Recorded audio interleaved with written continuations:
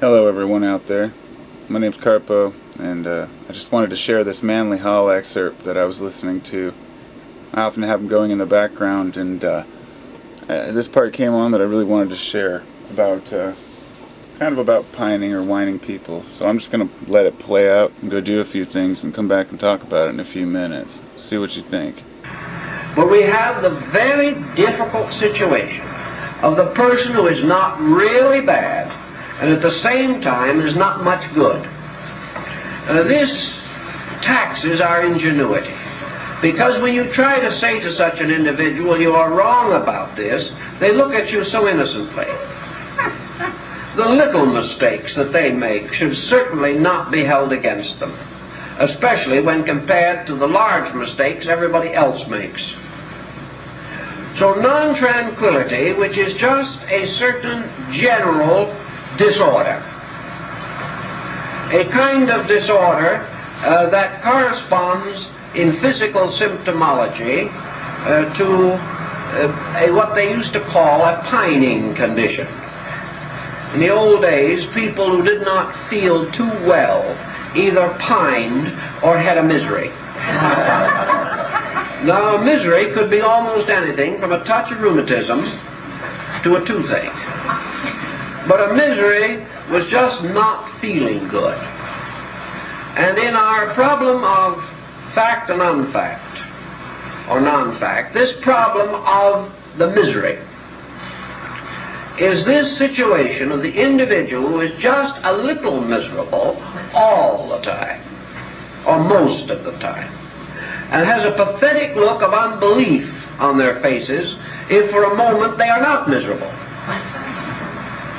These individuals are made up of the world's good-hearted people, the well-intentioned ones, the ones who are so well-meaning that it just seems terrible to say anything unkind about them. But this type of negative non-adjustment can and does block nearly all of our positive efforts to grow spiritually. And a person in this condition of perpetual misery, trying to unfold religious convictions, or to advance spiritually, or to cultivate extrasensory perception, is in the most deplorable, miserable condition of all, because he is in constant danger of hallucination.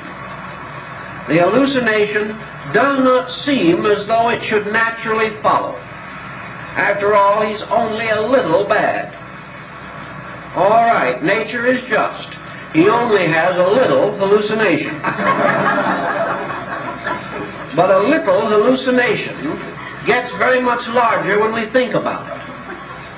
The hallucination rapidly develops overtones much more than the little badness with which it was associated. And most persons who have this kind of hallucination include in it the strange imagination or fantasy which would insist that they are better than they are, which is the most comforting form of fantasy, and very often paralyzes any further effort to correct the cause. The individual promptly forgets the cause, forgets his own needs, and dashes off in the service of some hallucinational destiny which he feels awaits him in larger worlds to conquer. So this problem of the small misery is one thing which is so frequently overlooked, so consistently denied, or excused away with a gallant gesture. Here is the common problem of mysticism in relationship to life. It is also the problem of life, because most people are not very bad and not very good. And it is out of this general dilemma that many of our most terrible tyrannies have arisen. The moment we recognize that we have a certain number of faults, even though they be minor ones, our fact discovery must go to work on them. It must recognize that religion, in terms of mysticism, is the systematic rededication of attitudes and impulses so that they become useful rather than useless, that they become, even in smallest matters, basically constructive, and that there is a clear allegiance in which every resource that we have is dedicated to the best use that we can make of that resource. Now, this does not mean that our small virtues are dedicated to some vast project. It means that small virtues are dedicated to small, necessary, immediate ends. And that through the continual experiencing of these, they add up. And a few years of careful recognition of the principles involved will, and usually does, bring about a marked increase of apperception on the part of the individual. Now, another problem that often perturbs us a little is the fact that we try desperately for 6 months, and at the end of that time we are not illuminated. The mystical experience hasn't happened. Therefore, the bottom is out of the ethical universe, and we go on without hope, giving up any tiresome project that seems so rewardless. A few years ago, under this type of situation, the individual always changed teacher or joined a new movement. All right, well, I guess I'll stop midpoint. I don't know where it's at. I watched, quite a bit of it, but I'm in there with the kids and helping them out and doing some stuff, so I won't have much of an opportunity for a commentary, I'd like to go do these excerpts and then talk about them because Manly Hall has been such an influence to me in my life.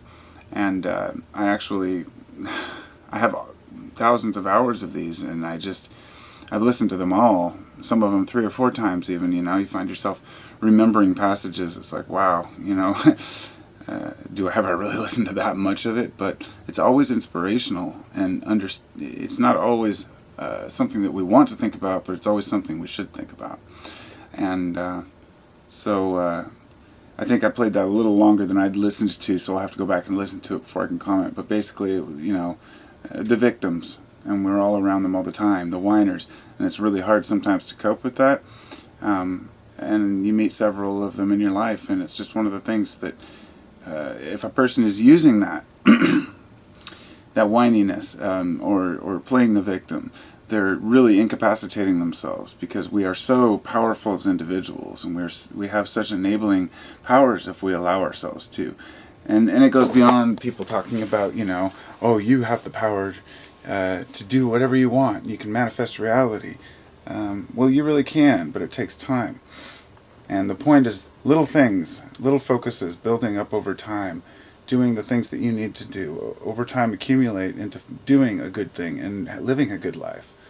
And that's what I've been working towards, is not trying to do one big grand scheme where I've got this huge plan or goal, because I've never been a goal-oriented person. And my brother and I talked the other day. I found out he's, I guess he was saying that he's a Pisces, and he looked it up and he said that it turns out Pisces always have to have heroes. I said, it's funny because I'm a Sagittarius, and I never have heroes, and it's funny how you can relate so much to your star signs, but that the idea that some people need them and some people don't, but everybody kind of needs somebody to look up to. So I gotta go now because I can tell I'm being summoned.